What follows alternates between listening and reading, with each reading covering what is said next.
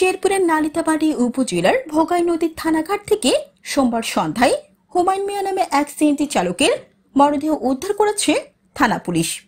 নিহত সিএনজি চালক হুমায়ুন পার্শ্ববর্তী নকলা উপজেলার ধুকুরিয়া গ্রামের ফুল মাহমুদের ছেলে। এর আগে দুপুরে আড়াইনি বাজার চেয়ারম্যান বাড়ি নদীর ঘাট এলাকায় নদীতে ভাসমান অবস্থায় হুমায়ুনের ব্যবহৃত দমটে মুষ্টে যাওয়া সিএনজি উদ্ধার করে পুলিশ। পুলিশ ও পরিবার জানায়, গত শনিবার রাতে বাড়ি থেকে সিএনজি নিয়ে বের হন হুমায়ুন। রোববার বিকেলে একবার স্ত্রীর সাথে মোবাইল ফোনে তার কথাও হয়। তখনও হুমায়ুন নকলাতেই ছিলেন।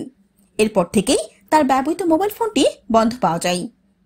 পরে সোমবার সকালে স্থানীয়রা ভোগাই নদীর আড়াইনি বাজার চেয়ারম্যান বাড়ি পাকাঘাটের নিচে নদীতে ভাসমান অবস্থায় দেখতে পান। দুপুরে পুলিশ সিএনজিটি উদ্ধার করে।